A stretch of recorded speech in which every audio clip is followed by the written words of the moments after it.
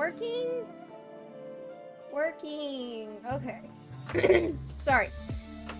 I'm kind of sick, so we're gonna deal with my voice being even more special than before. Is my voice loud enough? Do you guys need my gain filter? Let's see. Probably.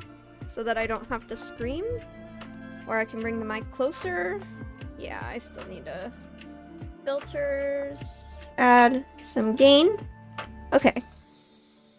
Now we're almost to the red zone. We're almost. Yeah? Here. There we go. Now we're in the golden zone. Let's get the compressor on. Sorry. I was recording viola, which is why my mic settings aren't ideal. Hello, everyone. Let me grab chat so I can see what y'all beautiful people are saying. Pop out. Alright. That didn't make me nervous to see all the people. I don't know why I'm nervous today. I think it's because I spent a lot of time on the script today, so I'm like kind of nervous. Okay, my mic is too loud. Test, test. There we go. Okay. The gain jump scared you? I'm sorry. Oh no. Oh no. Too much gain. Okay, okay. Alright. Let's move on over to chatting. That is not correct. That's the...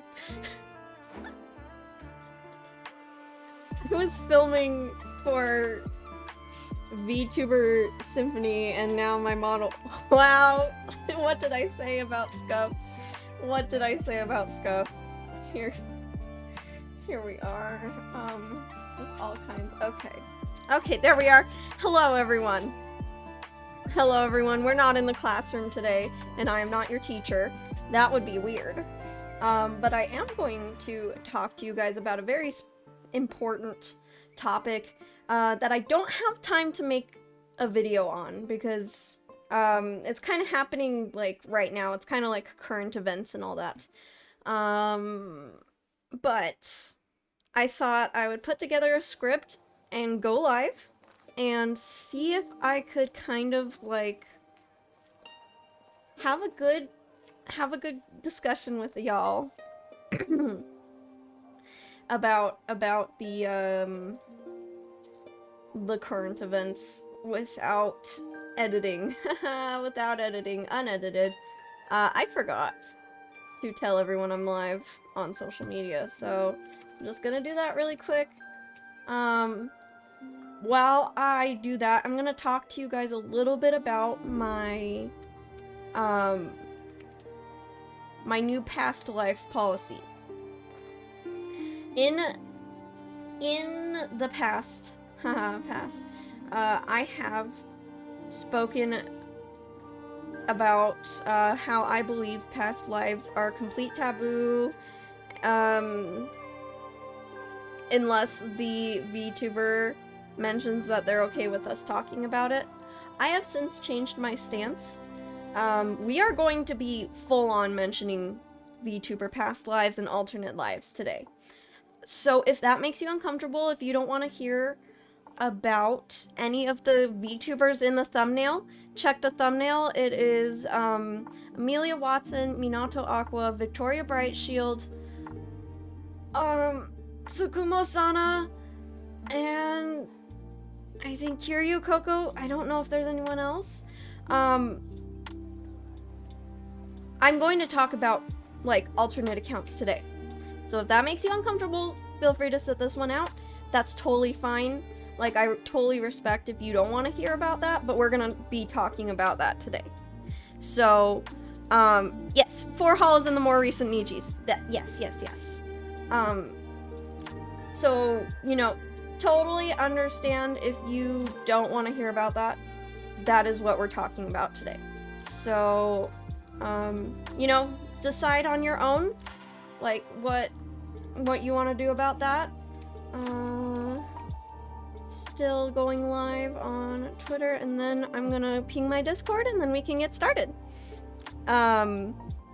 Most of the reason I changed my stance on it was the amount of independence that we've been seeing, and the shifting attitude in general towards talking about alternate accounts. Now, we're still not talking about the real person behind characters, we're just talking about from one character to the next character. Okay? That is my one rule. Stream pings. Live now. Okay. Everyone is notified. Let's see. Wow, okay. Just making sure. One more thing before we get started. I will be taking questions. However, it has to come at the end. At the end of, the live stream. So if you have a question, please do stick around, and ask it to me at the end of my kind of script. I do have a script. I am shameless about it at this point. I do have a script with me. It's a loose script. It's more like an outline. And I will more or less be reading through my my script for you guys, and then we will be taking questions at the end and kind of having a free discussion. But I wanted to get through my script for the VOD viewers first. I'm trying to make my VODs more watchable, that is why. Because I'm not going to be making as many videos. I'm gonna try and translate my videos to streams, so that I can still get you guys, like, educational content out more often, just in a different format. Because I don't really have time to edit that many videos and all that. So yeah. I will be, like, keeping an eye on chat, but I'm not going to be saying anything really out loud from the chat, but I am reading. So please feel free to still comment. Your comments are still going to be on screen, but I'm going to be kind of going through my script systematically. In fact, my clock is, yeah, there we go. And then we can just adjust myself up, because why not? There we go. Alright, is everyone ready? Let me grab my little script here. And... oh, one more announcement. Goodness, I almost forgot. Someone said it wouldn't be a yum stream without some scuff. One more announcement, everyone. Sorry about that. Let me go over. My VTuber group, VTuber Orchestra, is having a release on Halloween, 10 a.m. my time. So that would be November 1st morning for our European audience. We are covering a Millie song, but if you look down here, it says we are featuring the VTuber from Phase Connect, Himamiya Rie. So she will be our solo vocalist, and we are very, very excited to be collaborating with her because she is a fellow Millie fan. So please support that premiere.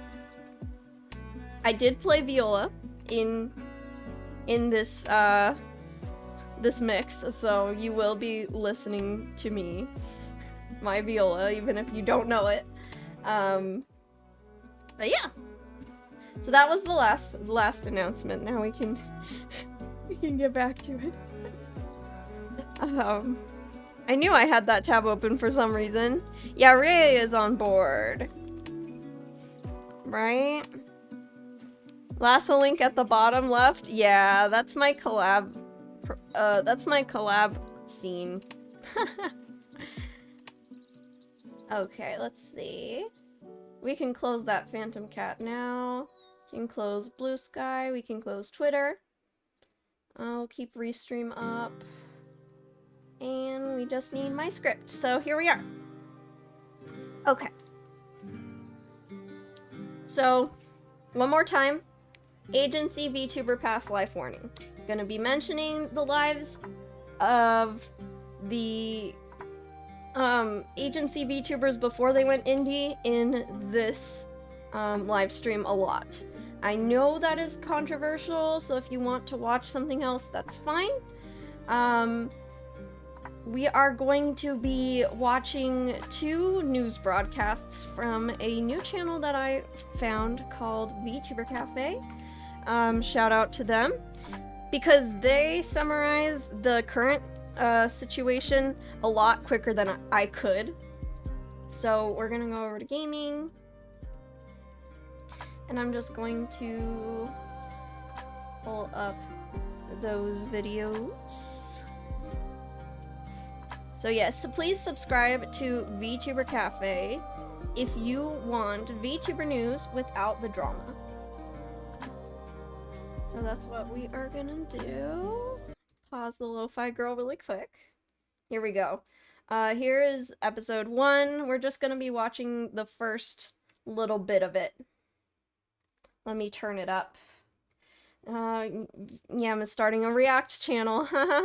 Okay, here we go. Here's some major VTuber news and updates with zero drama. On October 25th of this year, Doobie3D made her official VTuber stream debut. Wait! I'm pretty much naked! Her previous life incarnations being Amelia Watson from Hololive Ian's first generation Hololive myth, and before that the VTuber Sachie Wu. Doobie's debut featured many familiar and nostalgic antics and jokes. Whoa! Just kidding. I'm wearing shorts underneath. Did you guys think I wasn't wearing pants, maybe? Yeah, the socks. Oh, yeah, oh, wait. No, you're trying to trick me. I know what you're doing. While also revealing surprising secrets about her personal life, which included her Spanish-speaking abilities, Cuban background, and her artistic work on an Emmy animated award-winning show. There's 25 episodes. I worked on the other 24 episodes. So, give me my Emmy, please. Links to Doobie's debut stream, channel, Twitch, and more will be in the comments section and description down below. And while we're on the topic of VTubers making their debuts after leaving Hololive, former Hololive 2nd Gen member Minato Aqua has reincarnated as Yuki Sakuna. She revealed a teaser trailer for her debut on October 24th. The trailer also announced her debut stream date as October 27th at 4 AM Pacific Standard Time. And coincidentally enough, another former Hololive affiliated VTuber Rika, formerly known as Yosura Mel from Hololive's first generation, will be debuting her first 3D VTuber model, not to confuse anyone with a re-debut or VTuber debut. This will be happening on October 31st, 2024, or Halloween Day. So this is definitely good news for Rika, as she will now have a 3D model rig for her live streams.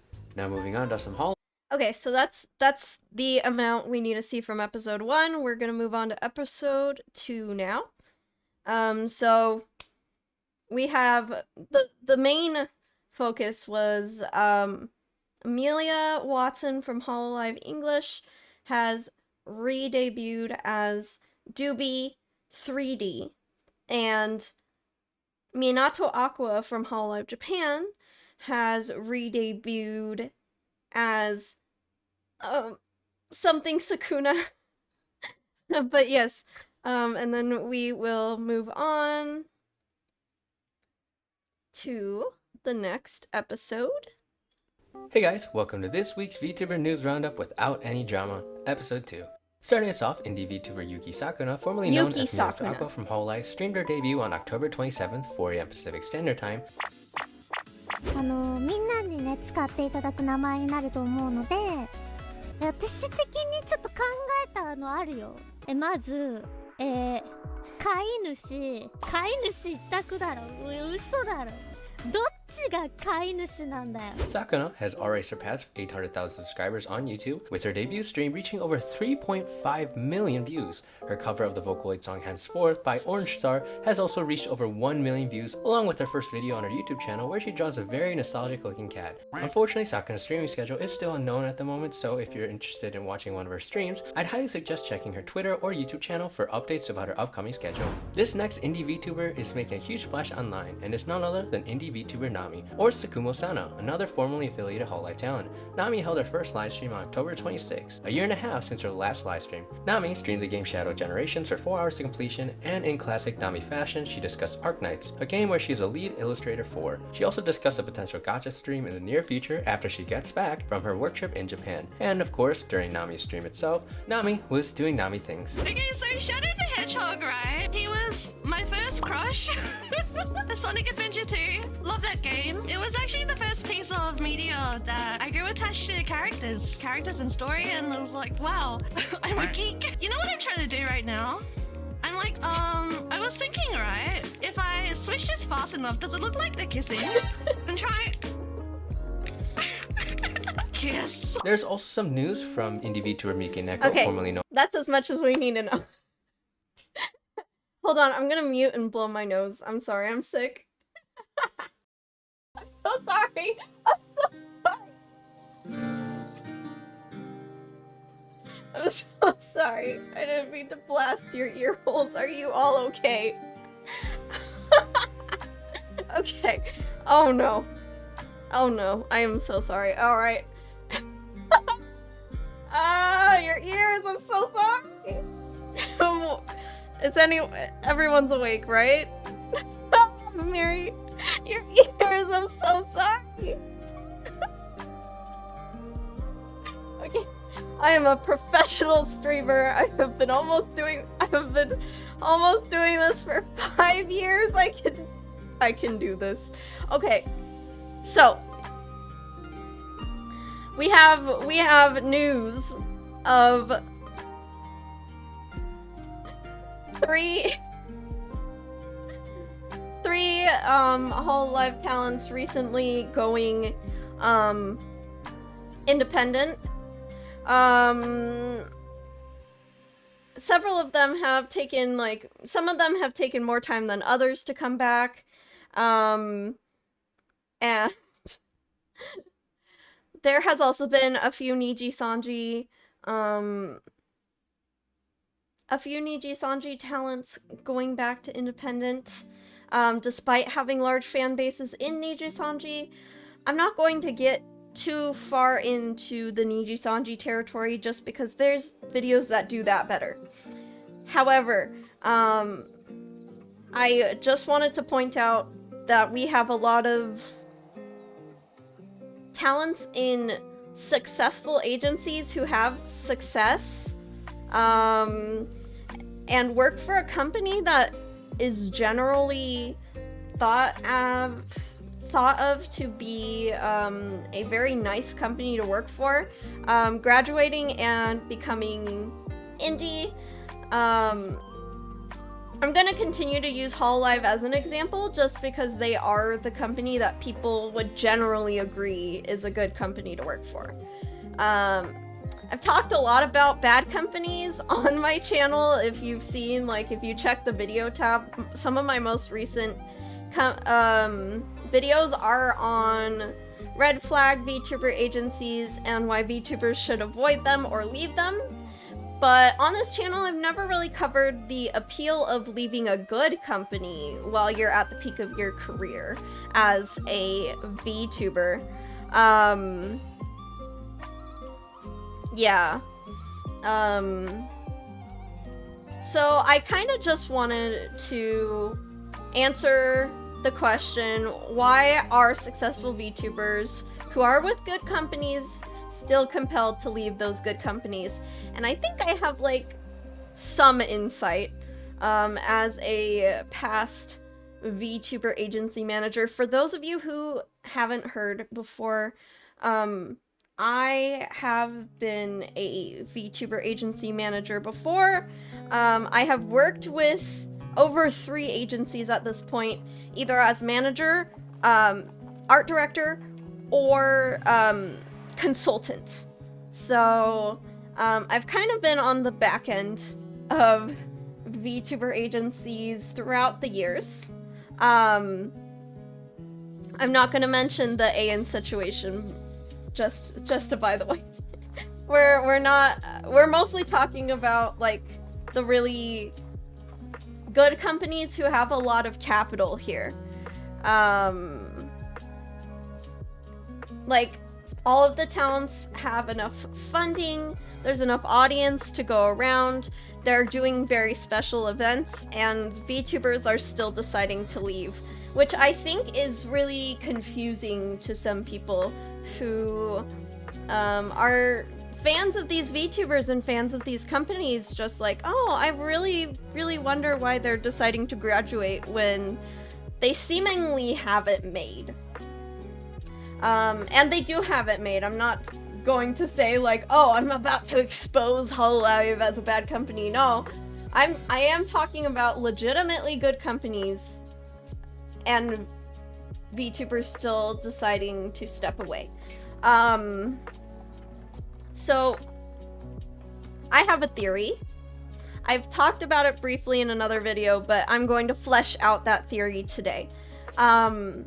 My theory is, I'm gonna call it the agency ceiling theory. Basically, agencies get less helpful to you the bigger you are. Like, it reaches a certain point where agencies cannot add more value to your career. So for those who aren't like super familiar on how VTuber agencies work, I just wanted to break down what agencies offer.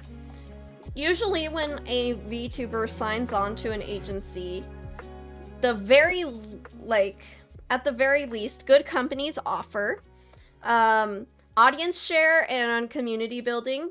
Audience share, especially if there are several generations before the talent. Like if you're signing on like Gen 3, you get the audience share of 2 generations before you. Community building.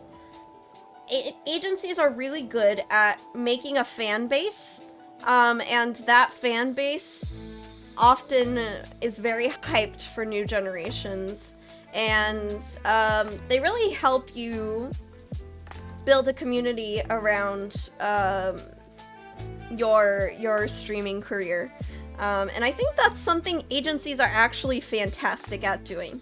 Another thing agencies offer is a marketable brand. A lot of streamers don't know how to market themselves, so because they can't be that self-aware, right? So part of an agency's job is actually to assist you in learning your own marketable traits, and then on debut, have you display all those marketable traits to your new audience. In addition, they have a team to assist you with all of your streaming, all of your content creation, all of your moderation. They can, you have a manager, and that manager often will go to bat for you if you want a sponsorship deal or you want to do a collaboration with a certain video game. So that's another thing that agencies offer. And then the last one is an investment in your career and advertising. It does take quite a bit of capital for a VTuber agency to start a new talent with them. They will pay for the model, help you invest in streaming equipment. Sometimes they'll even fund your traveling. And they'll be advertising the heck out of your debut. However, once a VTuber has a community of their own beyond the agency itself, knowledge of marketing and creating a brand and how all this equipment works, and they're confident in creating content, and they've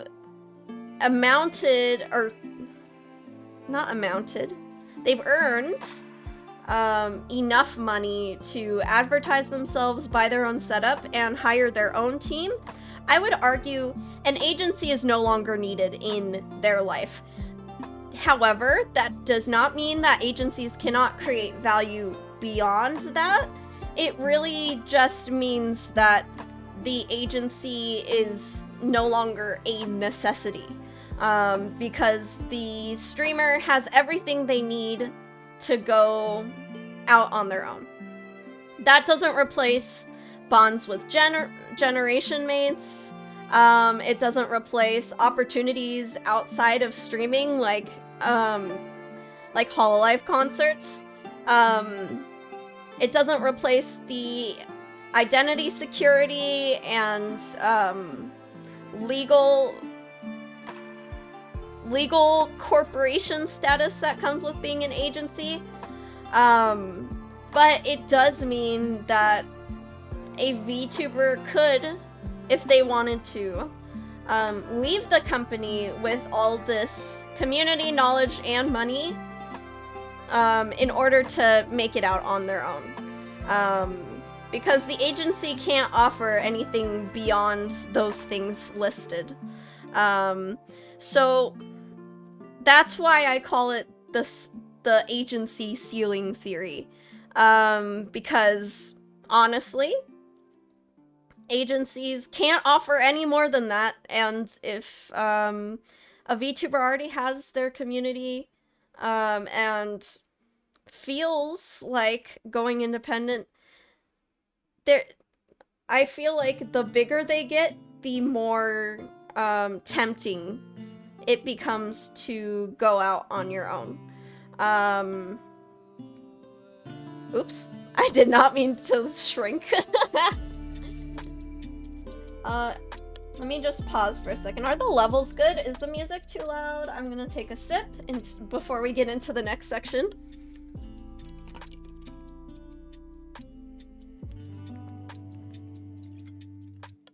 Do remember that this is just my own theory. I'm about to back it up with more, but you can totally think differently than me.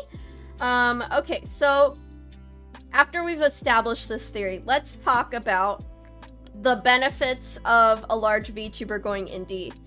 After, again, gaining the audience, the funds, and the knowledge of solo content creation. So, let's say we have our hypothetical VTuber who has the audience, funds, and knowledge, and they're presented with their contract. Do they sign it again? Do they sign on again for another year, or do they graduate? Here's the reasons why they might want to go independent. Reason 1, retirement status. I call it retirement status. Basically, it means that they can go at their own pace, and they don't have to make any content that they don't want to make. The reason I say this is agencies require that their talents stream consistently, usually 3 times a week in the contract, but the company culture really ups that number to 5 or 6 streams a week. Whereas if this streamer goes indie, they're in charge of their own brand and do not have to stream nearly as much. And they honestly don't even have to make a schedule if they didn't want to. I see some streamers go independent and they just stop making schedules altogether and just go live whenever they feel like it, because they have such a large audience that it doesn't really affect them. If they wanted to just go live whenever they feel like it, they will still be taken care of, and they will still have They will still have enough revenue and audience coming to their streams. Another thing about like this independent lifestyle is they would travel less, significantly less. If you are with a successful agency, especially if it is an overseas company, you are going to be traveling a lot. I have managed for a VTuber agency in Asia. And something that was very shocking to me, even though we were a mid-sized company, just how much travel there was involved on the employers. Or, sorry, not employees. And I could even imagine that, like, in a company like Hololive or Niji Sanji, there would be even more travel, especially with all the conventions and concerts that they host, but also because Hololive has a mocap studio in Japan that they have their overseas talents fly in order to use. So less travel means potentially more time with family, and that time with family would be really important to some VTubers depending on their life stage. I know not everyone likes to hear this, but you know, some of them want to go home and see their spouse or kids. Some of them want more time with their parents, especially if their parents' health is declining. Like, you never know, depending on their life stage and everything going on, that time with family might be invaluable to them. So less travel is a big one. Another thing that saves time and contributes to the what I like to call the retirement status is no mandatory company events. Let's be real, let's be honest, there's gonna be some company events and meetings that talents are not super excited to participate in as an agency VTuber, but they kind of just have to pull themselves together and grin and bear it and give their audience the impression that they're super excited to do it. Which can become, like, draining and is truly a wow, this streaming is my job moment to the talents. So that is another big one, you know? I think these company events are really important and fun for viewers to view, but they can be a little bit draining and taxing if you just aren't in the mood as the talent. And then another one that indie VTubers do not have to deal with, that agency VTubers do have to deal with, is company meetings. Oh my goodness, there are so many meetings behind the scenes when you are in an agency. You have to meet with your manager, you have to meet to plan collabs, you have to meet with your supervisor, you have to meet with the editing team. It's a lot of meetings. It is a company after all, so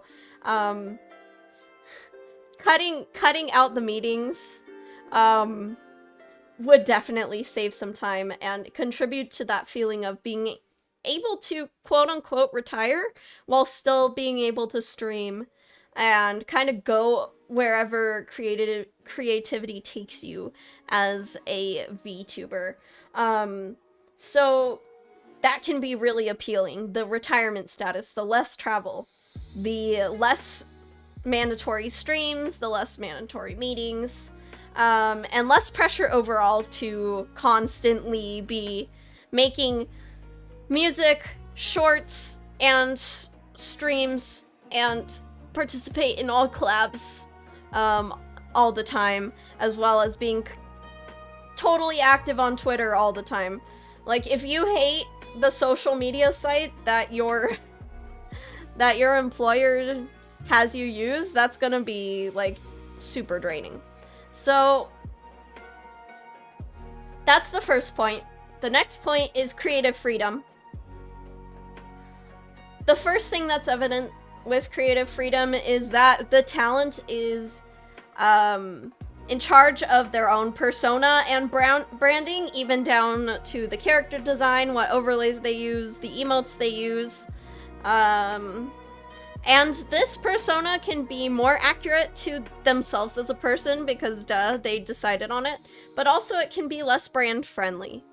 They don't have to fit themselves into a neat box anymore. And they don't have to conform to anyone else's vision. Just theirs. They now have the funds to pay for what they want to pay for and skip the parts that they don't want to pay for. And they have the funds to make other visions come to life. What this can look like is a talent, when they go indie, starts using a different type of model. We saw that with Doobie 3D. Another thing is getting outfits whenever they want. In an agency, the reason VTubers can't get outfits whenever they want is because agencies are very, very careful not to show partiality to one talent over the other. Now, in a real world scenario, indies can get outfits whenever they want and whenever their artist is available. In a company setting, the company often only decides to invest in outfits when a milestone is reached.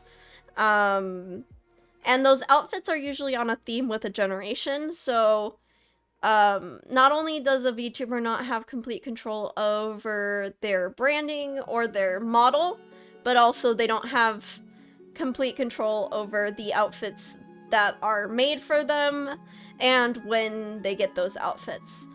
So when we see these agency to indie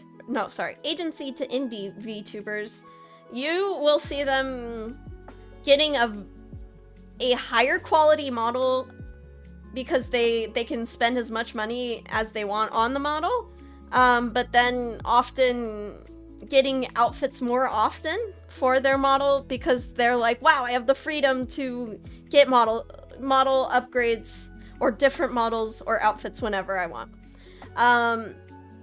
Another thing with creative freedom is they can decide what platform or platforms or social media sites they want to create content on.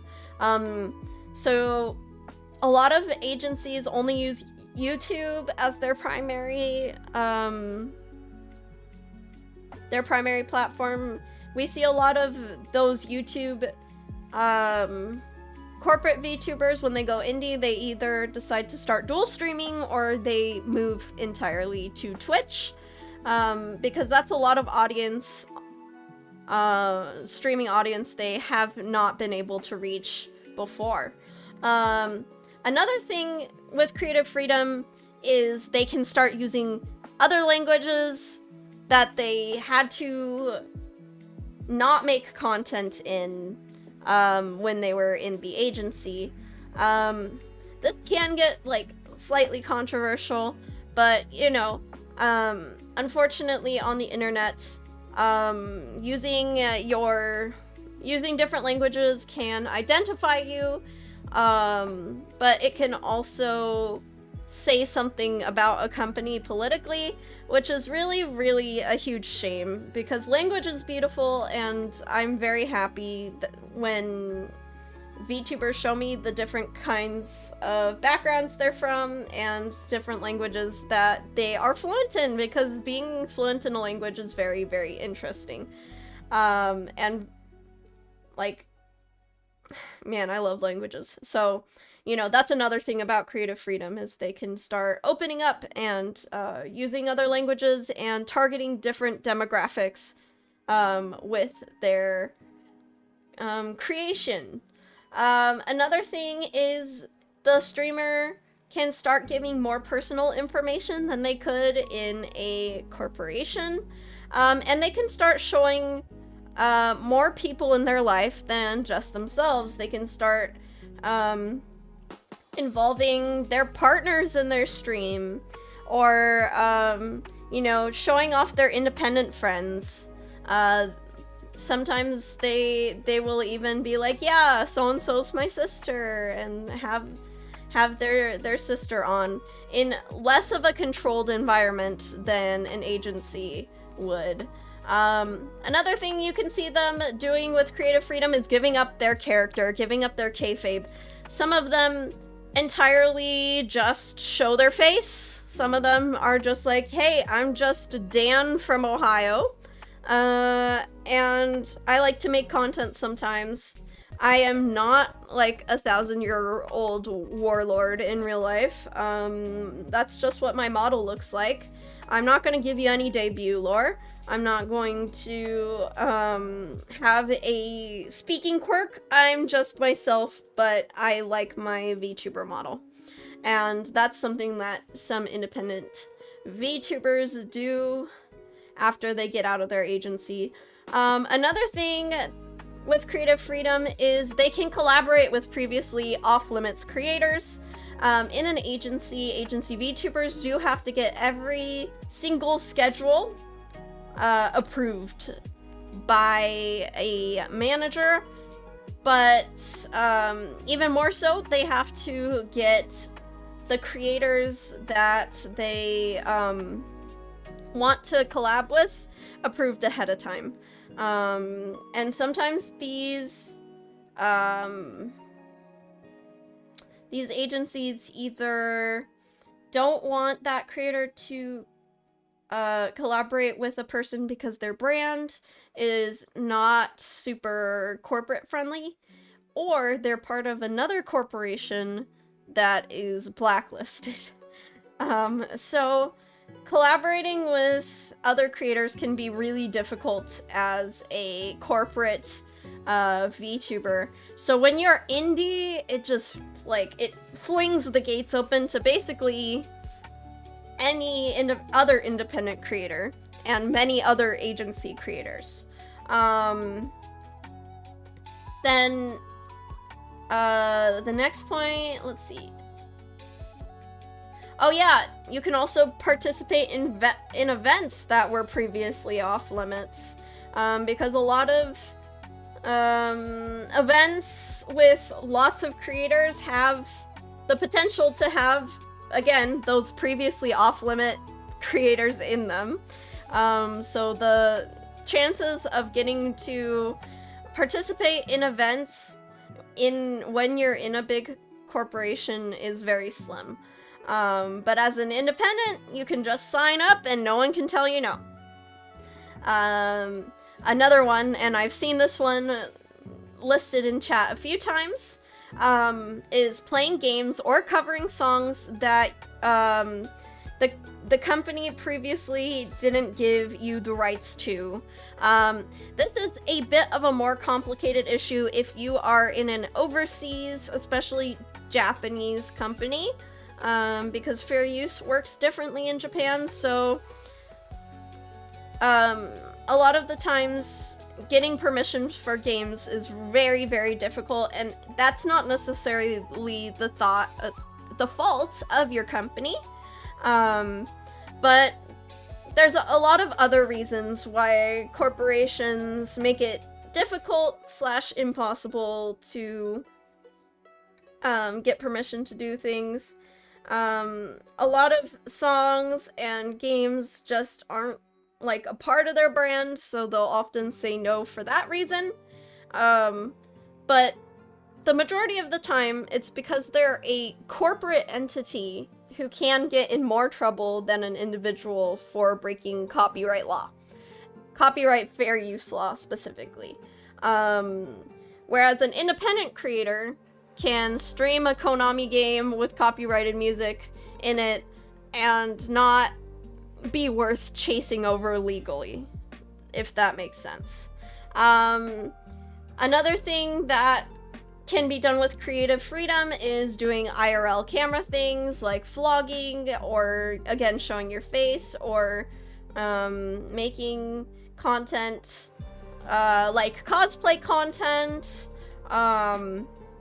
and branching out into other content that isn't VTuber content.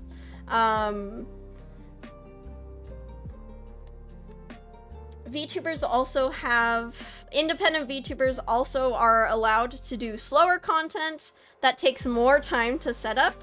Like, for instance, like a video essay that takes you 6 months. Something like a game show that takes a lot of like behind the scenes planning, and you don't stream for a month in order to plan that game show. That kind of thing, that is kind of off limits to a agency VTuber, just because they have to keep their streaming schedule at pretty much all times. Let me take a sip. Whew.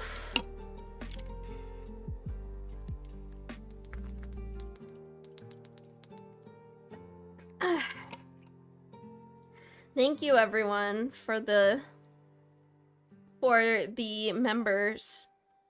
Yay. Yeah, Perm's Nightmare. Yeah.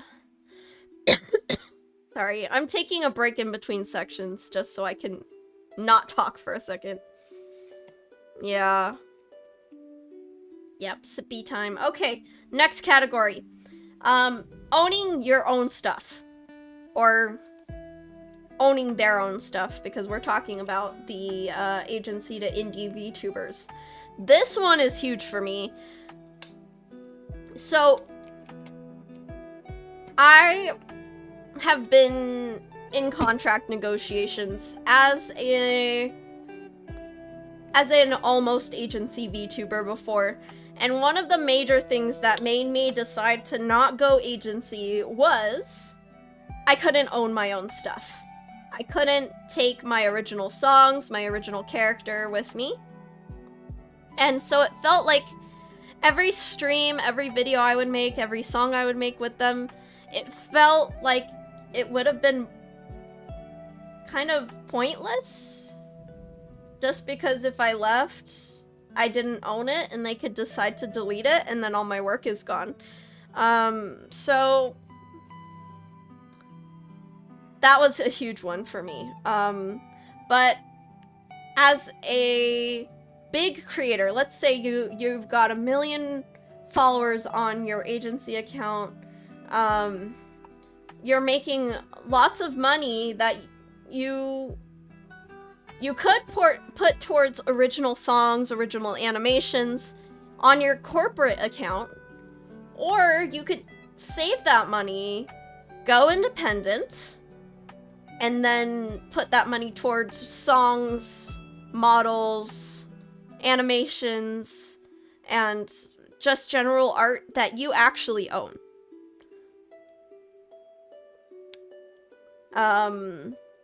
That's you know, just food for thought there.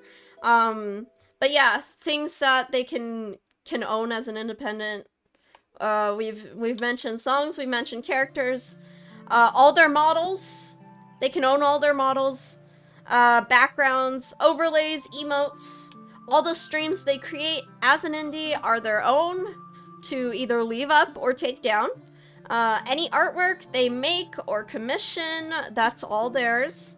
And since it's all theirs, they are allowed to get more attached to it and put more effort into it, because, you know, I don't know, if I put myself in the headspace of an agency VTuber, I would just feel like I couldn't get as invested in something I know isn't mine. And while we're on the topic of like owning your own stuff, I also want to mention that all this stuff, you still have to pay for it on your own, mostly, as an agency VTuber. Even in Hololive and Nijisanji, Hololive funds original songs, but they do not fund cover songs. So, Hololive funds not every original song either. It has to be, there's like a certain amount of time in between original songs that they will fund. And they do not fund any music videos. So you're still paying for that stuff as an agency VTuber. So it feels kind of silly that you're paying for it, but you don't own it. In my opinion. Sorry, my anti-agency bias is showing here. But yeah. As an indie, they would be more inclined to get more attached to their stuff and be able to, like, put more money and time into their stuff because they own it. It's theirs, and they can say, that's mine for forever. Okay, next. They can hire their own team. Now, this is a big one. As someone who has been a VTuber manager in several corporations before, I can say outright that agency VTubers don't often get to pick their managers.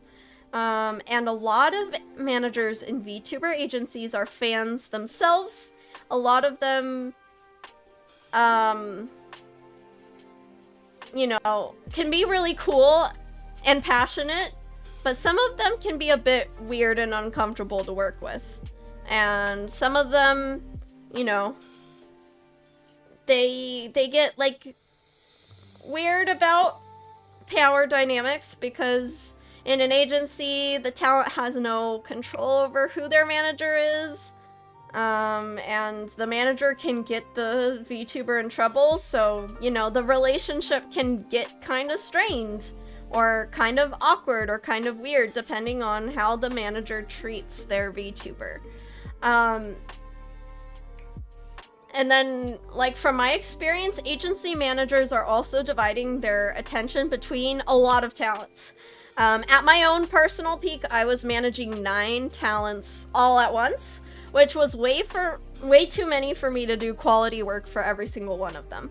Especially when it came to, like, I remember there was a time where it was getting close to my talent's, like, annual anniversary. I won't say which year. And so all of them had big plans for that annual anniversary. Everyone in that generation. And at that point, I was actually losing sleep. Trying to get everyone's alternate outfit ready, everyone's concert, like, all the details for their own individual plans, as well as the group collab. And it was, like, so much work on me that the talents I was managing that wasn't in that gen that had the anniversary, I actually had to tell them, I do not have time to meet with you this week. I'm so sorry. Like, I'm doing everything I can, and honestly, like, that was just, like, way too much work for me, and I really shouldn't have been assigned to that many talents at once. Or I should have had someone who could step in and help with the anniversary, because it was way too much work. And as a result, my quality of work on the anniversary was not up to my standard, and at the same time I had, like, 4 or 5 other talents that just were at the wayside for a whole week because I was just like, this is too much work. I can't help everyone. So yeah. It's not super high quality management at times. It was you know, I've heard even in Hololive that that's the case sometimes. Whereas independent VTubers can hire a private manager. They can hire one that suits their own needs and content style. They can hire someone who's familiar with the content that they're trying to make, or the platform that they're currently on. They have, you know, there's so many managers with different management styles that work well depending on personality. And most importantly, you can hire someone to be dedicated to only you full-time if you have that kind of successful agency money. So I think, like, this is a huge point just for me. I've worked with an independent manager. Absolutely loved my independent manager. it got to the point where I did like have to, I don't want to say part ways because we're still friends, but I had to stop paying for his services because I stopped like trying to grow. Like I stopped trying to make content consistently, and I stopped trying to grow. So I told him, you know, like, we can stay friends and all that, but like I don't need you to actually manage me anymore. But I did recommend that manager to a lot of my friends, and they're super happy with him. And I think just the difference of care you can offer as someone's full-time private manager versus someone's agency manager, and they're one of 9 of your talents, or even one of 5 of your talents. Even one of 5 can get really hard sometimes.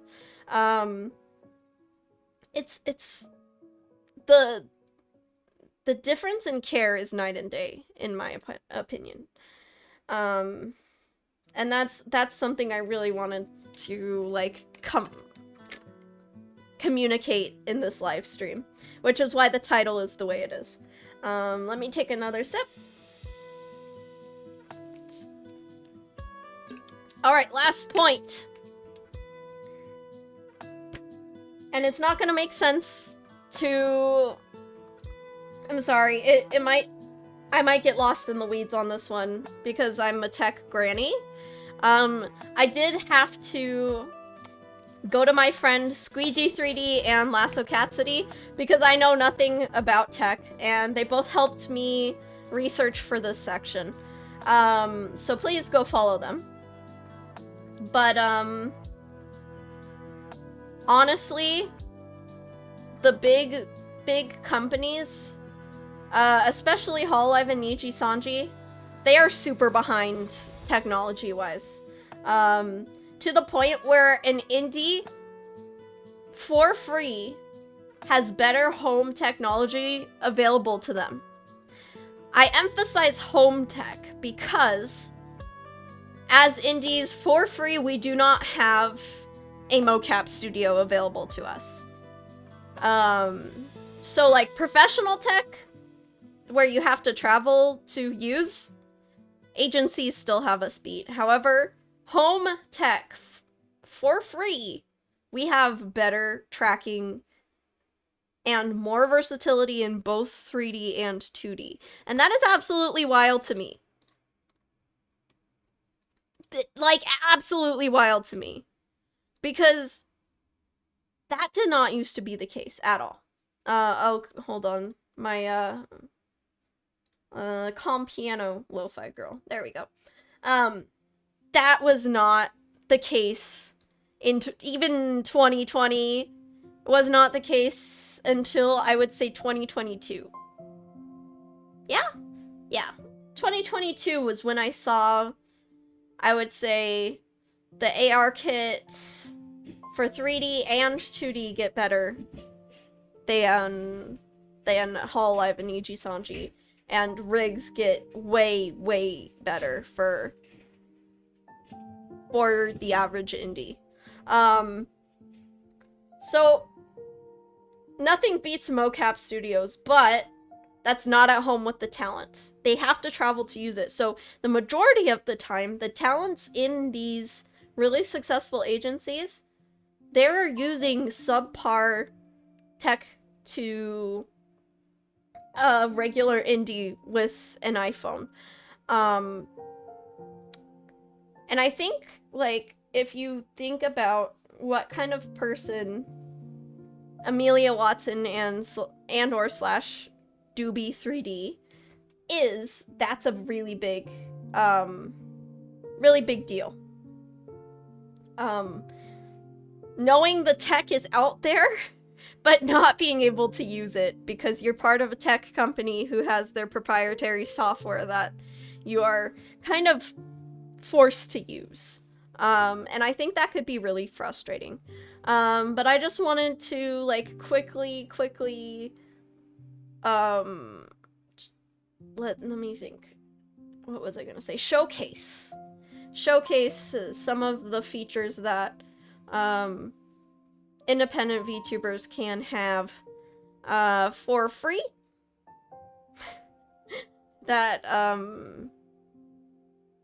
agency VTubers, even the most successful companies, are missing out on if their agency has proprietary software.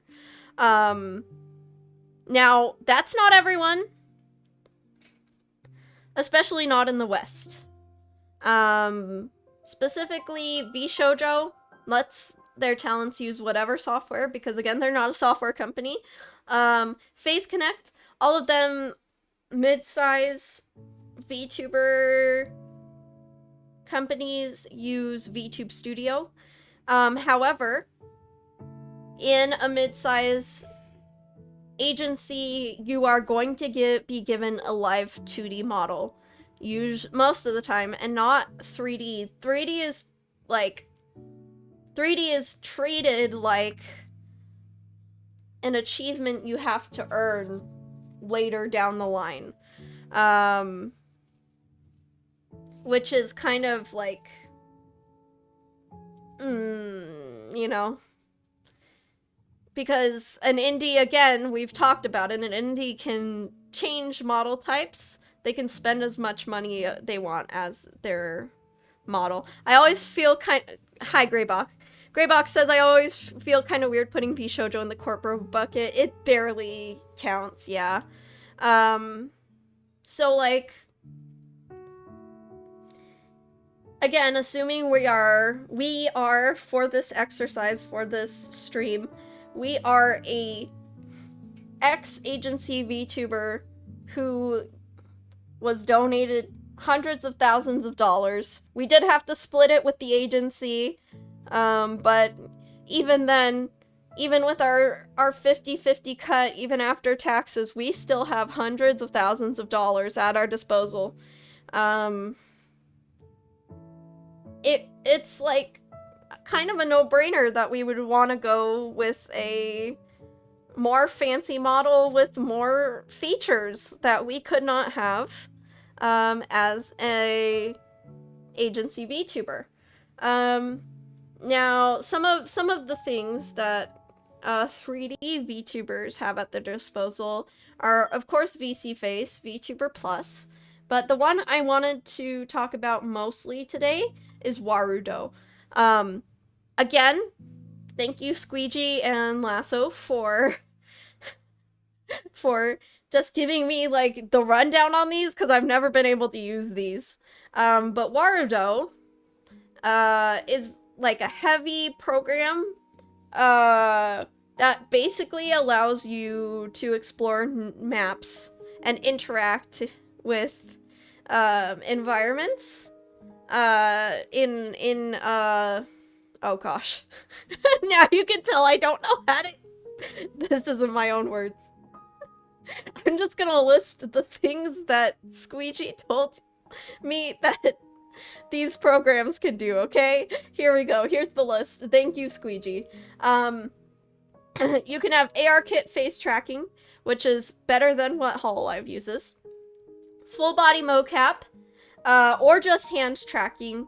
3D interactive environments. Chat interactive elements such as throwables, so like you can have a redeem on your Twitch that throws things at your VTuber and they will respond accordingly. You can play animations on your model, and then with VNyan and Warudo you can use node-based scripting, which is like Lego bricks, I have been told, to build almost anything you could want for the program. Now, I just want to showcase this because I used to be like of the camp like, oh, well, as an indie you could never do things as impressive in 3D as the big agencies could. But honestly, with money, again, in this hypothetical, this VTuber has a lot of money. With money, you can hire people to do amazing things for you. Like, amazing. So, I'm gonna have you guys, yeah, I'm gonna bring you guys over to gaming really quick. Gonna go over to gaming. Oh, you guys get to see my script. You guys like it? It's a cool script. We're gonna click these little links here on the script.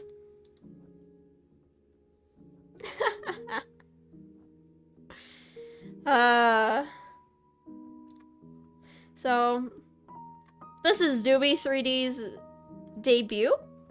We've already seen like some of it. This is just this highlight. But like if you go see the full debut,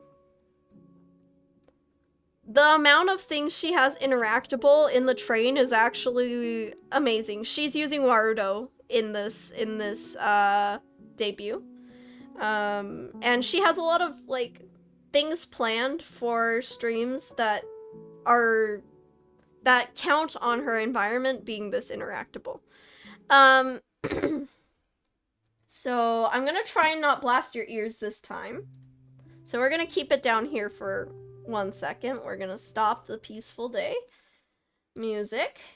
And let's just check out a little bit of like Doobie's debut again. It could repeat from the news channel, but this is the environment in Warudo here. I can speak? What are these? Wait, why am I... What is that? Ah! Hey! You! Hey, you! I'm talking to you! All the You piece of cameras. shit! Hold on, there's something on this computer screen. Hold on, I'm reading... It's really hard to read with these goggles. Hold on. Reading chat. All right, I just, okay. Oh, there we go. Hi, I'm Doobie, I guess. I don't know. I got, like a brain downloads for my goggles, I guess. That's how it works. So what I got from the information from my goggles, which is definitely not bullshit. You fat fuck! You trapped me here. I'm gonna come up there. I'm going up there. This is so impressive to me. Whoa. But yeah. The amount of like interactability. Oh wait, no, you're trying. Okay, so that's a taste. If you don't know, when she was Amelia Watson, she would organize a lot of like 3D events in VR chat. But you could definitely see like as fun as those HoloLive like 3D homebrew events were, that she learned to do this stuff on. There's a lot of things that she's allowed to do in this setup she has going on. Again,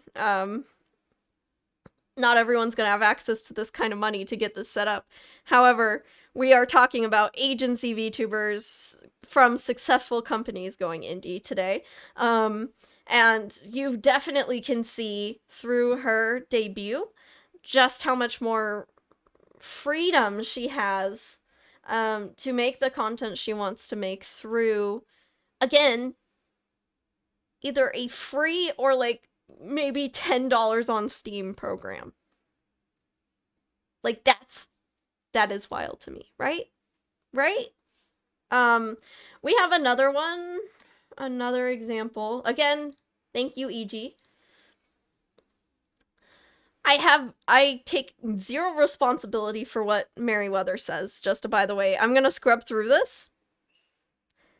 And, you know, Mary is a less family-friendly creator than me, so just understand that going in, but like, look at this environment.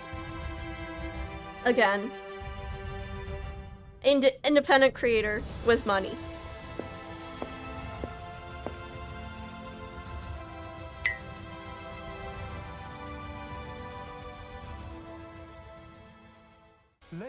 Or I guess Mary's technically corpo now, huh? He's not a good example, but this is still Warudo, okay? Princess in chat is laughing because she was just like introducing all of this to me the other day, and now I'm like, I have a scripted Yes, look at our magnificent yeah, castle. so look at the map, look at, he's got a bunch of scripted things, he's interacting Stop immediately. Did a you lot did- with his audience. Oh no. Oh, ah! He's being silly, you know. Dogs! I have returned. But summon the big dog. again, Doobie is not family friendly either. She is more family friendly than Merryweather, I will say. So we can go back to just chatting.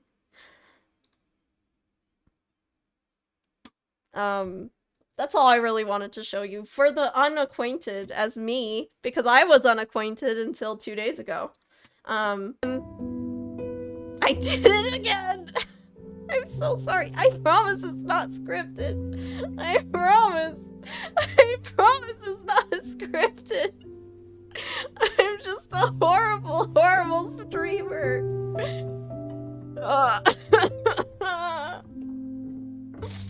I am so bad at streaming. I am so sorry, everyone. I am so sorry. Oh my gosh.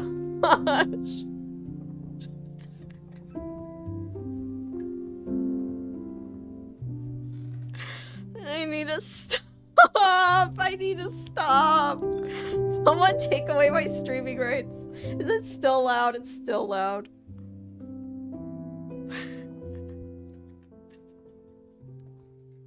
I can't stop.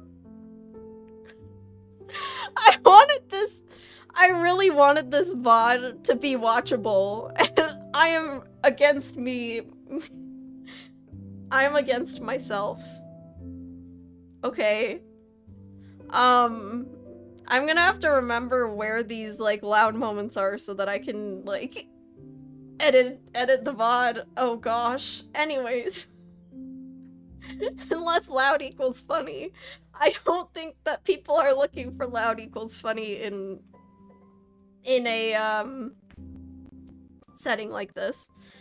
However, I did want to talk about VTube Studio for a little bit. So VTube Studio is the 2D side of things. VTube Studio plus plugins is almost just as versatile, as something like VC Face.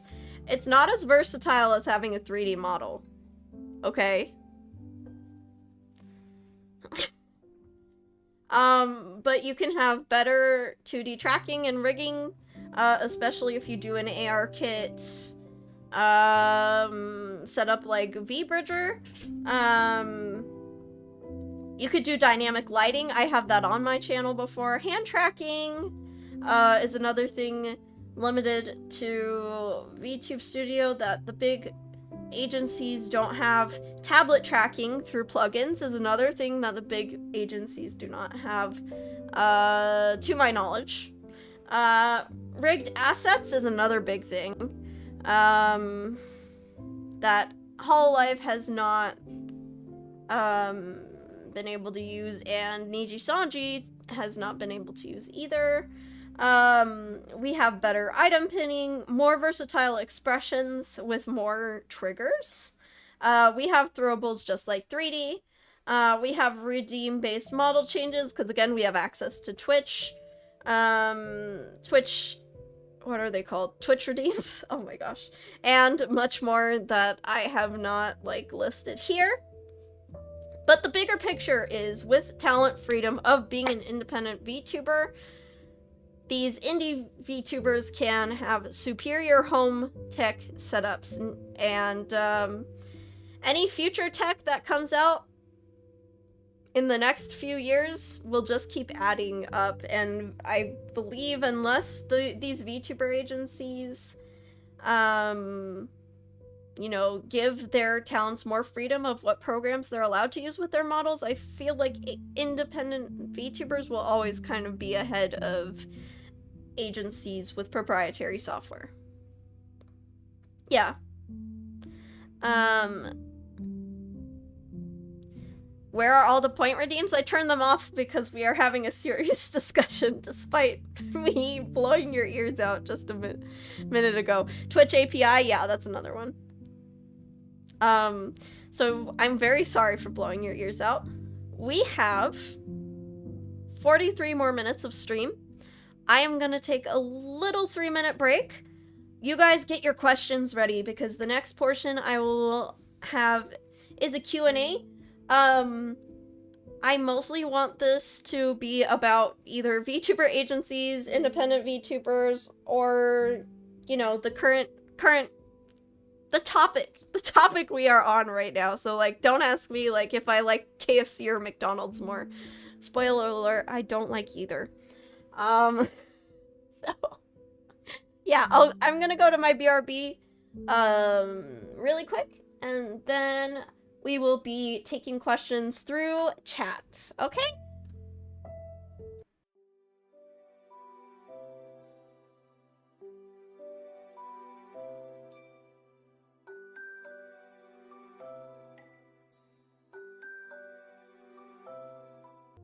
I have returned on time.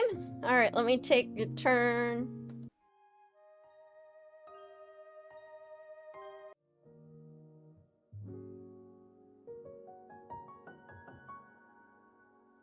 I cannot escape Scuff.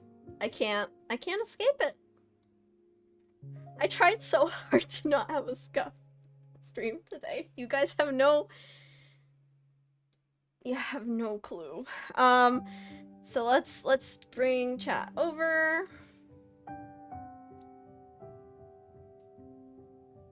Alright, such is life. I don't think regular VTubers make the amount of mistakes I make, though. That's bad. Anyways, okay.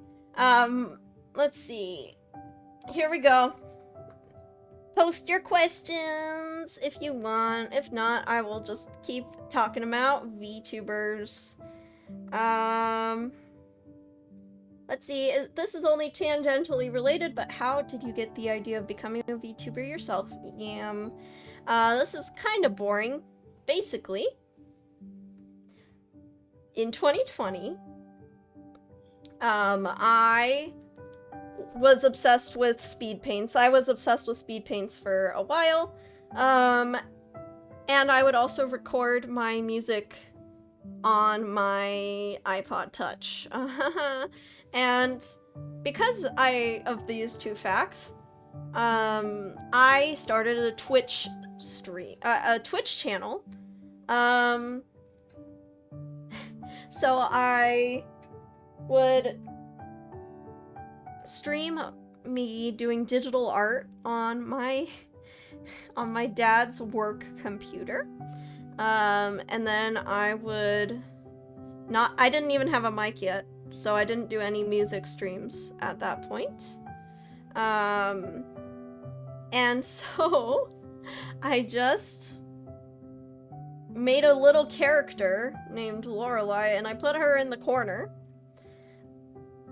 of my Twitch streams, and I did that for an entire year of just silent drawing streams. And then when the pandemic hit, I decided to build a PC. And because I needed to finish my college degree online now, and that was the cheapest way to get a computer. And at the same time, I was watching a lot of Hololive on YouTube. So I found Hololive through Korone, or Inugami Korone, because one of her clips was posted on Tumblr, and then I followed her on YouTube. But I didn't know this was like a thing. I thought this was just like a Inugami Korone thing. Anyways, once Hololive Myth debuted, I realized it was a thing. So I decided to learn Live 2D to bring my character that I was already streaming with, Lorelei, to life through Live 2D. I drew and rigged her, and then I had a debut. And from that point onward, because I had a PC at that point, I got a good mic, and I said I'm going to become a music streamer just like Hololive, but with my viola. And that's how I became a VTuber. Yeah. Oh, I got a few questions. Let's see. How much does it cost to start being a VTuber? You can start as a VTuber for absolutely free. There are so many free models, free overlays. You just need to be able to afford a PC that can handle streaming.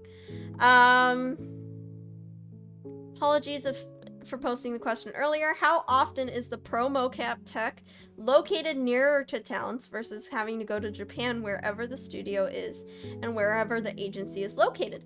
Thanks. That is a good question.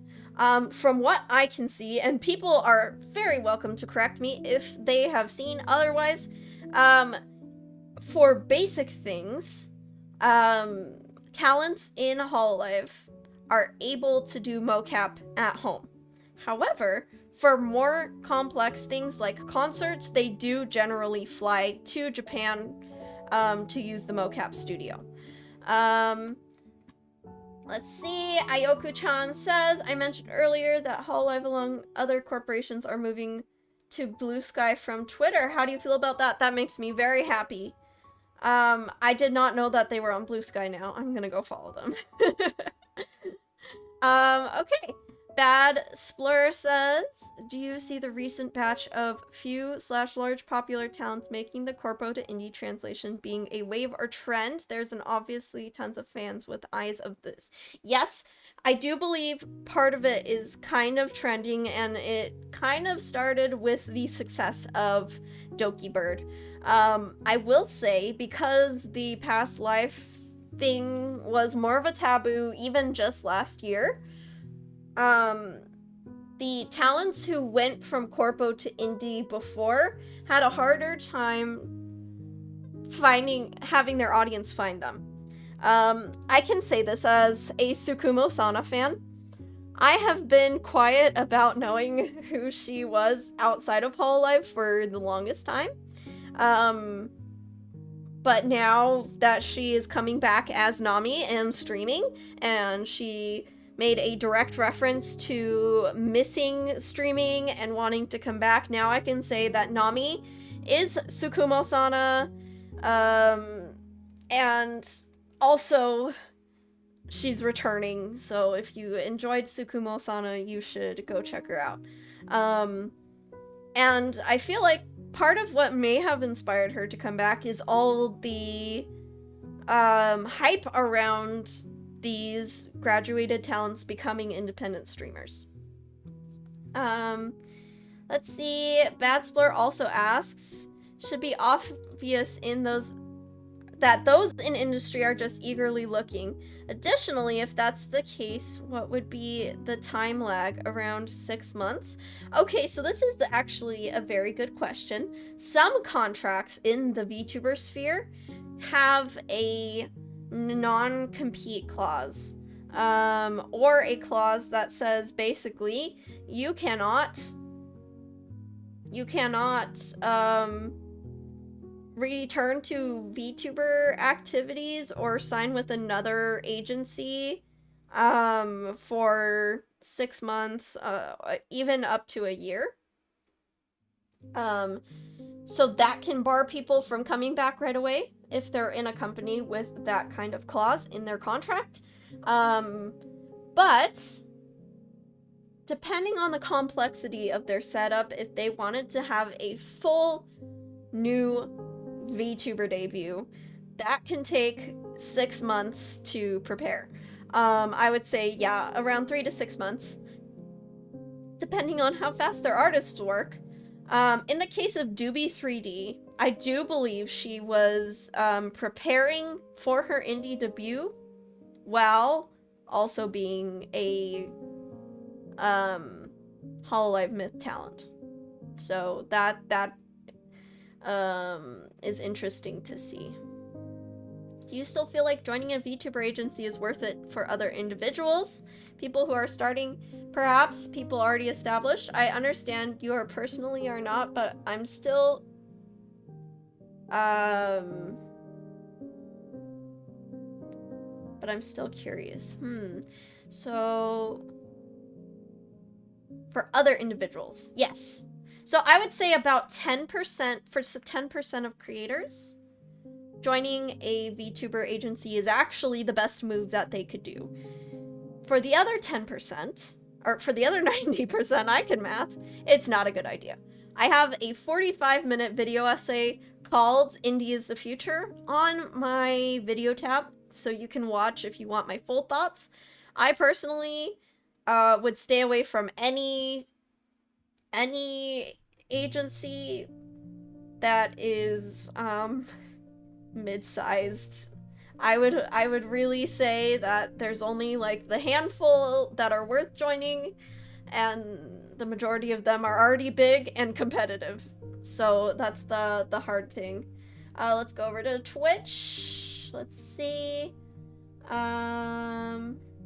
Have you played the game that she has designed the character for? Yes, I specifically downloaded Arknights because Nami was releasing Mizuki and Golden Glow, and I thought they were so cute. I was like, I want to play Arknights just because I want to see Mizuki and Golden Glow in their context.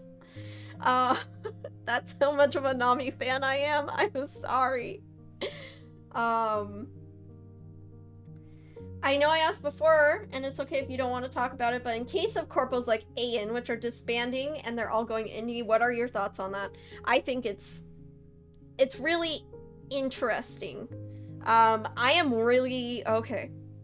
I need to carefully place my words to not break any NDAs. But... Let's see... I'm concerned for companies that get bought out, their contracts get bought out.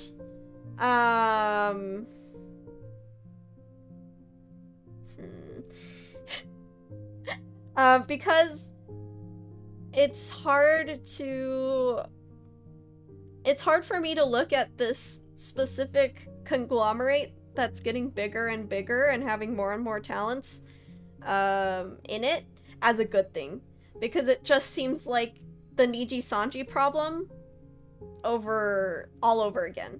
I don't like the idea of that particular group getting bigger by just acquiring talents from failing agencies.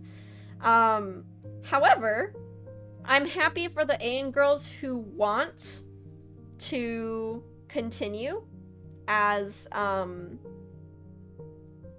corpos, and they have the ability to choose whether they want to continue or not. As long as they have the choice. It's annoying that they had to buy their IP out if they wanted their IP. I always think that's somewhat annoying. I wouldn't say that the agency wasn't allowed to do that. That was their IPs. They can decide what they want to do with that. But yeah, I'm hoping that the girls who go independent can see the love and hype that they deserve, as well as the corporate girls, you know? Yeah, sorry I had to, like, dance around a little bit, but yeah. Not everyone in Ayan's going indie. 4 members purchased their IP. Yeah. And some of them didn't purchase their IP and are returning to their indie accounts, but at least Ayan let them shout their own accounts out. Yeah. Let's see. Let's go back to the questions. Question: how important do you think the benefits of Warudo and other software are over proprietary agency tech, does it really make a difference in the long term for an entertaining broadcast? So it depends on, it highly depends on the content creator. If their content is 3D hijinks, then yes, it matters a whole ton. I don't speak about this creator much, but I feel like half of the appeal of watching someone like Fillion and her streams would be her 3D slapstick content. And I'm very much looking forward to Doobie 3D and being able to see her same 3D slapstick. I think tech benefits can allow you to actually see facial tracking, as in expressions, which can also enhance content. But behind all content, you need an entertaining personality. And if you don't have an entertaining personality or a personality suited towards the type of content you make, then you're gonna struggle more. For instance, I am not like a comedian. I try not to be. I'm not a funny VTuber. That's not what I'm here to do. I'm here to educate. And so, like, I try and make my channel as most suited to that as possible. Now, if you want to go watch my gaming streams when they happen sometimes I'm funny. But that's not what I'm here to do. So with my educational content, the, like, tech benefits I have is only marginally noticeable. The only thing you can see is that I have a more dynamic model than someone from Hololive and Niji Sanji, and even so, I do not use it to its full potential the majority of the time. So in terms of entertainment, it highly depends on the person. However, I will say that the fact that independent VTubers have this stuff for free and don't need an agency contract in order to be a VTuber anymore is a huge deal, because if you were watching VTubers back in like 2018, the dreams of you being able to match Hololive in terms of quality of tracking was kind of like zero unless you wanted to do VR chat content. So yeah, it is kind of a thank you for the question. Super interesting question. But yeah, I would say really depends on the person to be able to utilize the tech.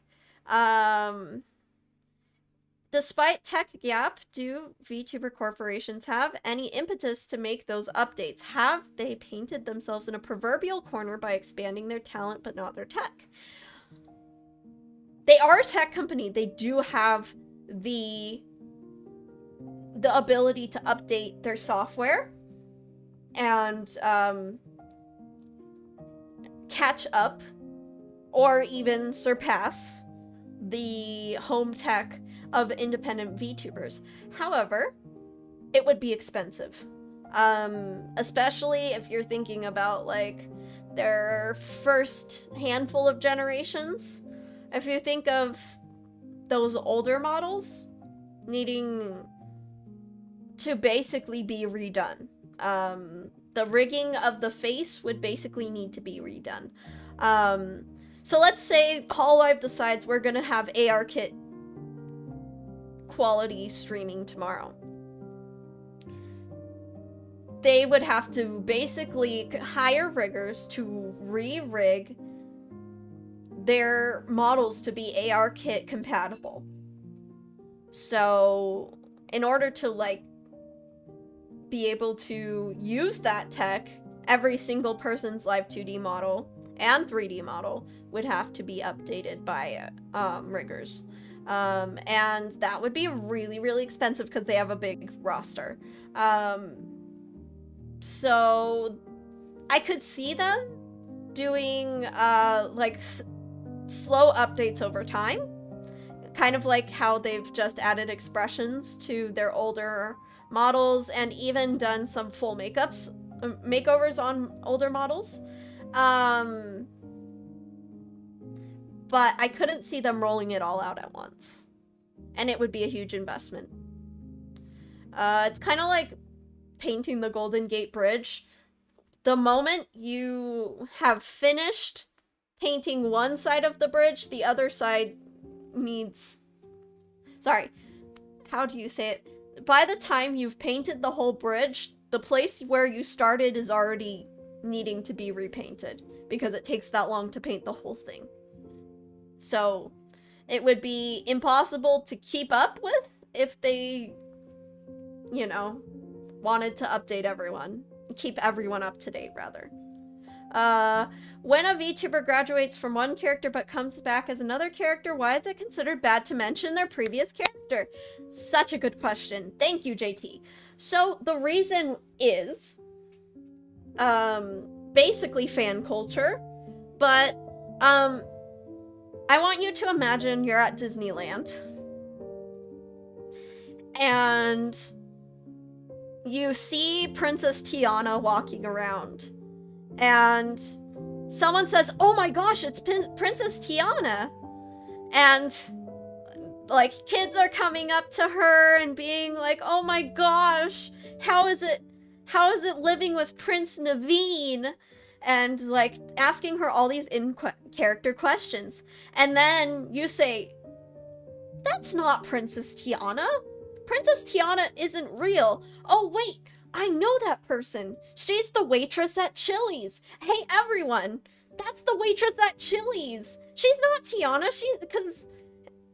And then you're ruining the magic for everyone around you. So that is the principle around it. However, we are not in that person's stream right now. And I gave warning ahead of time that we would be talking about, like, the different characters. So I would say this. Don't mention other characters that person plays when in their own chat.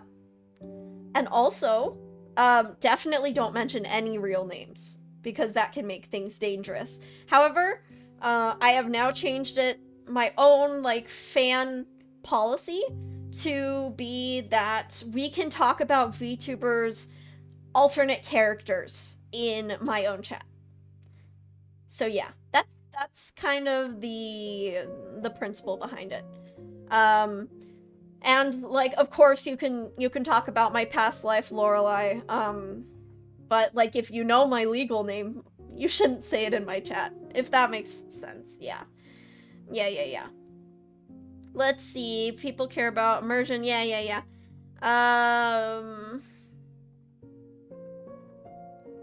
Let's see. Question, how could corpos keep up with indie tech? What stops them from doing so? I've kind of talked about that, but yeah, it's basically the fact that their roster is so big. Question, what are your thoughts on when to create an LLC or corporation to deal with brand control and possibly copyright/IP issues around being an indie VTuber? Now, that depends on the country and the state you are in, because in my state, it is actually really expensive to run an LLC, whereas in some states, it's almost free. It's like $10. However, like, the business answer TM is create an LLC if you're ready to do business. If you are doing business with that IP, if you are doing transactions regarding that IP, it's time to make an LLC, if possible. If not, you know, if it's too expensive for you, that's, like, okay, but it's something to consider. Once you start doing business with that IP, it's time to make an LLC. Okay. 2024 has been rough for a smaller mid-sized agency. I don't think the finances are there. Yep. That's exactly what's happening. We are seeing the majority of my past employers are no longer with us.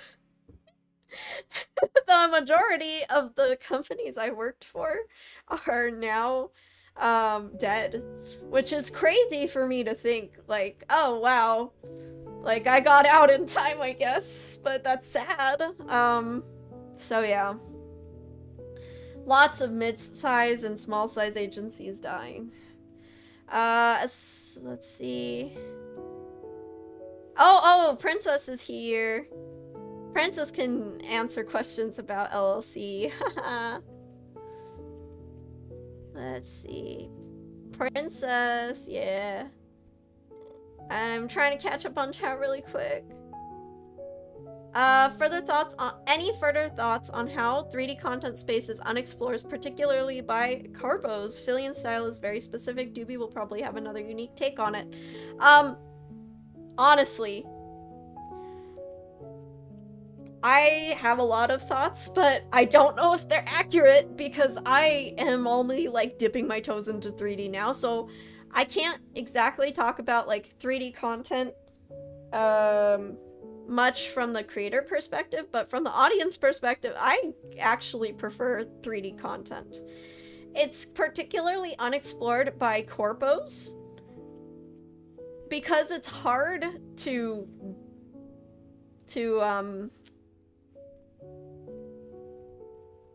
globally not streamline. Well, yes, globally streamline, but what's it called when you make everything standardized? Globally standardized for all their talents.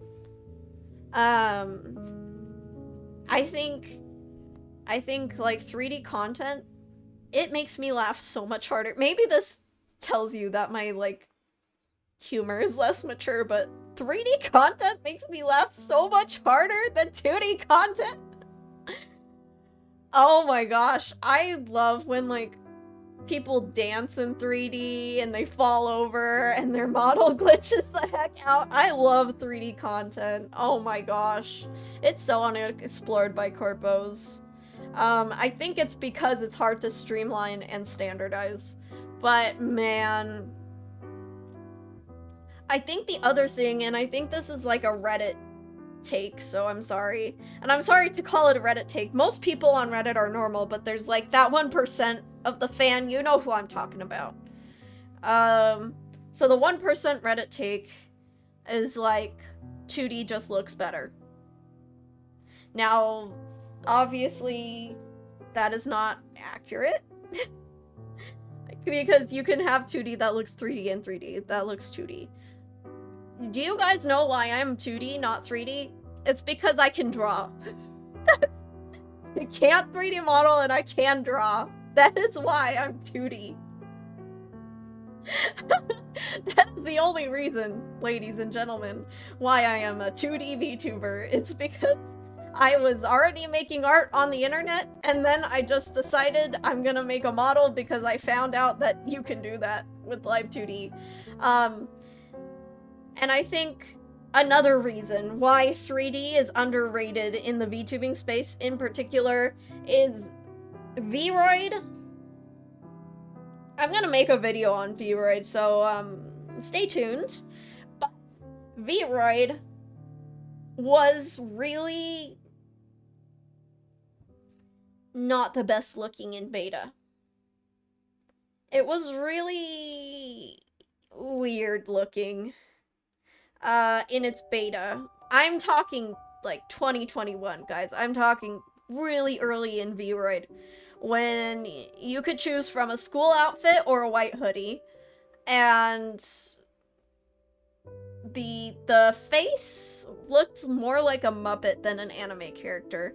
So the people who were used to watching Hololive and they checked out indies and saw 3D VTubers, a lot of them were only exposed to beta Vroid VTubers at a very saturated point, because again, Live 2D wasn't really easy to use yet, and the only free option other than PNG was like the beta build of Vroid, and it was really wonky to use and customize. So what you had a lot of aspiring VTubers do were use almost default I would say basically recolored default V-Roid models, because if you're not an artist, that was kind of the main way to go about it. Now, I'm not saying V-Roid VTubers deserved the bullying. That is awful if you bullied someone off the appearance of their model. I'm just saying that it wasn't as appealing as professional Hololive models. So a lot of V-Roid got flack, and people constantly talked about how 3D just doesn't look as good as 2D. And I think they weren't exposed to good 3D. Honestly. And maybe you don't like the look of 3D as much, but there's a lot of stylized 3D that looks 2D, so it's like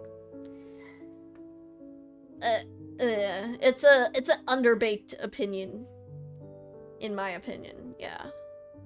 Let's see. Boop boop boop. Do you believe that agencies helped grow the male side of VTubing? Oh, for sure, 100%. Back before Luxium, male VTubers got a lot more like, haha, you're not an actual VTuber, until Luxium exploded. Luxium definitely was like a cultural event that we'll never go back from, you know? Any thoughts on how 3D content is unexplored? Oh, okay. There we were. Let's see, any more questions? 3D can look good, it just needs fine-tuning, yeah. Question, you mentioned how a lot of the mid-sized company are no longer with us or failing now. Is this the cool-off after the massive boom period during COVID times? Yes. So basically, all these companies, they were able to afford to keep going. They were able to keep funding themselves. And they were kind of running out of funds slowly as people, as the VTuber boom slowly died. Basically, they had so much capital and the capital ran out. And a lot of them banked on the fact that they thought each generation would generate more revenue. So they kept planning generations, and they kept funding these generations thinking they would earn their money back, and they didn't, because each generation actually got less and less audience, not more and more. So, you know, they would go couple $1,000s, not just a couple $1,000s, in debt. Couple $10,000 in debt. I guess that's how you put it. To fund a generation, and then they wouldn't earn their money back, and they would have to sell their talents or disband. Yep. What I think mid-size agencies really should have done was continue to market the VTubers they have instead of keep trying to recreate the boom. I think a lot of them were stubborn in saying, oh, if I just keep making more VTubers, we can catch up. I know 3 of them graduated, but if we just keep making more VTubers, we'll be able to pay back our investors. And it doesn't work. I think if they just invested in the talents they had and found new, unique ways to market them, they would have fared better financially. Ah yes, infinite growth strategy, totally viable and set in reality. Yeah. Hahaha. Yeah. I'm glad I started using it now instead of then. Yeah, you guys have no, like, maybe some of you saw how early V-Roid looked, especially the very beginning when the mouth was just, like, clipping by default. It wasn't the fault of the V-Roid developers at all. They they gave it to us early when it was in beta. Vroid's final release looks fantastic. I'm gonna talk about that later. You mentioned, let's see, do we have any other questions?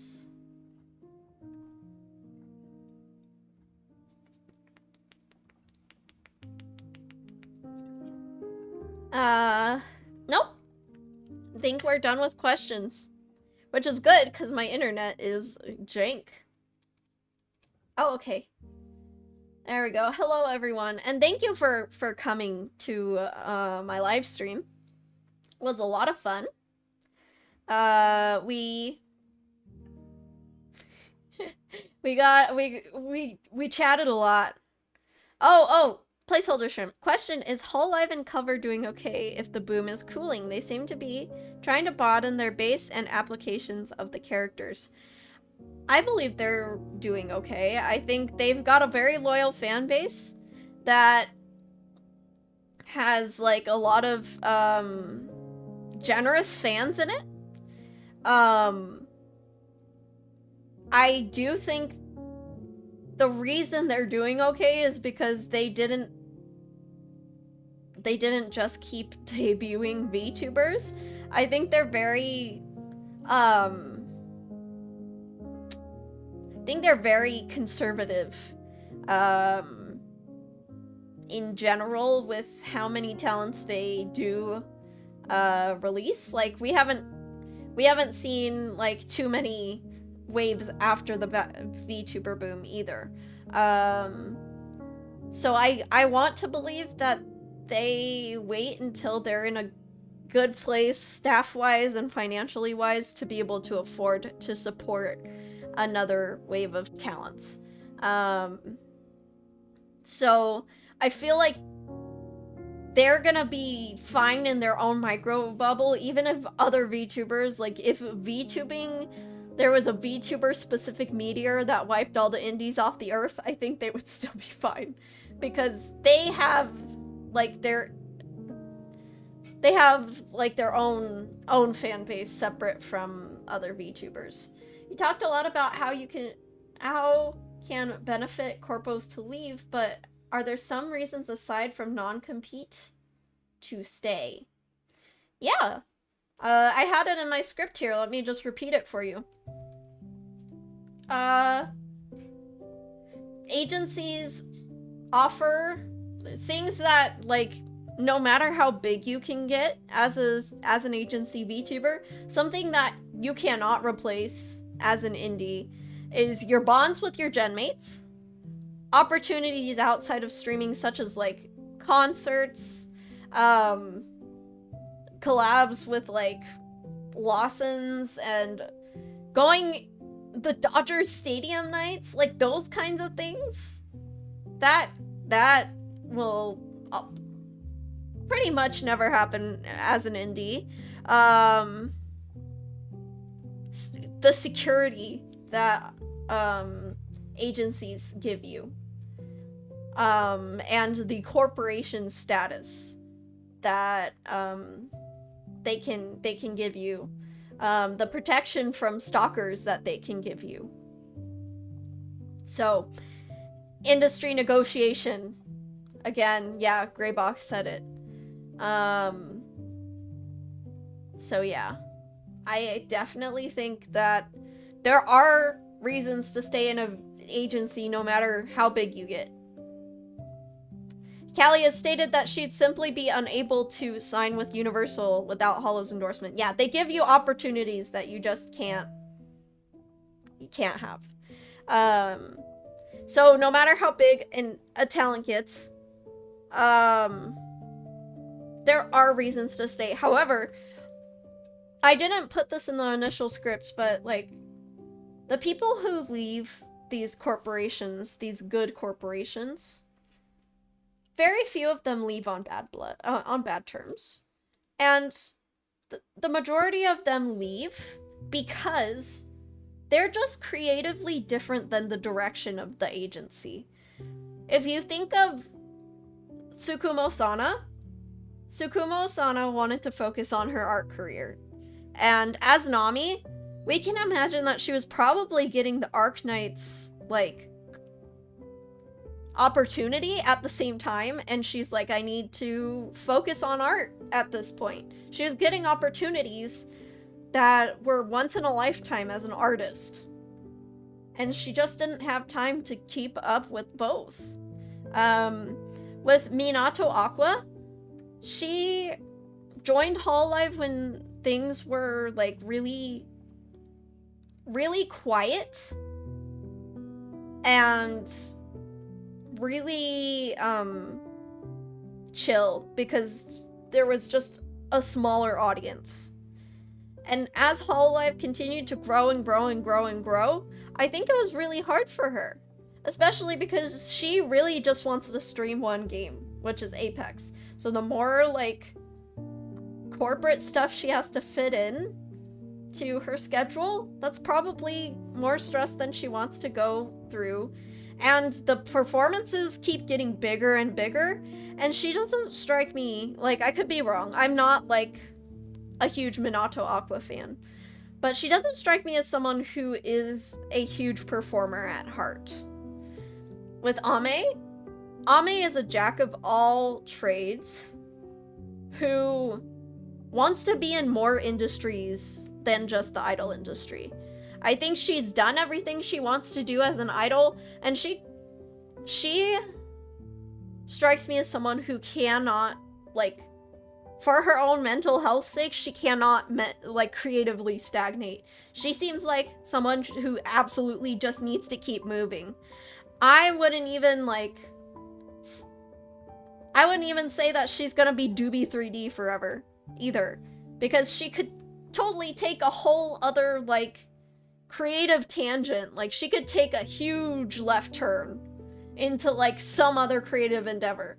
Like, because she's just that kind of person who keeps moving forward.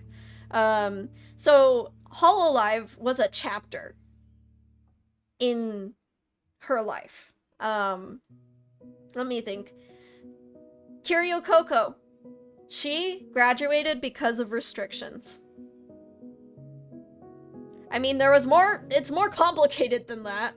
Like, go watch videos on the whole thing. But for the sake of my politically free VTuber channel, she left because of restrictions, and she said so. So, you see, like, there's so many reasons to stay. I could see, like, people like Hoshimachi Suisei staying for a long time because her goals line directly up with Hololive's. Whereas someone with, like, someone who's, like, Ame has more creative differences and more, like, more reason to leave because she has more she wants to do, and not just idol activities and not just streaming games. So yeah. Callie's reaction with Hollow is something that makes me happy. Hollow does not limit her talent and instead promotes her and helps her reach her potential. Yeah. And they let her do things on the side. Ame's 3D collab has changed the game for VTubers that don't have traditional 3D ones. Yeah. Yep, the ones who are in big music idol are probably in for the long haul. Because that's where they are, like, their creative goals line up exactly with Hololive, so there's no reason to leave. As long as they're paid well, they're treated well, why leave, you know? So, yeah. It's very, very dependent on the person. And I wouldn't say that Amelia Watson, Tsukumo Sana, Kiryu Coco, and, like anyone mentioned in this video was a bad fit for Hololive. That's not what I'm saying here at all. What I am saying is it was time for them to move on for one way or another. One reason or another, you know? And we can celebrate that, and now the culture is changing and we can talk about that. So yeah. that's what I wanted to talk about. I do have to go now. It is Carving Pumpkins Day, so I'm gonna help the Bat Bunch at home carve pumpkins, and we're gonna bake cookies, and then we're gonna watch Over the Garden Wall. So I've got lots to do. So I hope you guys all have a lovely day. I hope you guys all have a lovely Halloween. And thank you for watching this VOD, the VOD watchers, and thank you for watching live, the live viewers. And, you know, I really appreciate everyone watching through the scuff. Yeah. So, thank you everybody so much for watching. Stick around Twitch if you want to see a raid, but I'm gonna end on YouTube. So, as always, take care, Bat Bunch.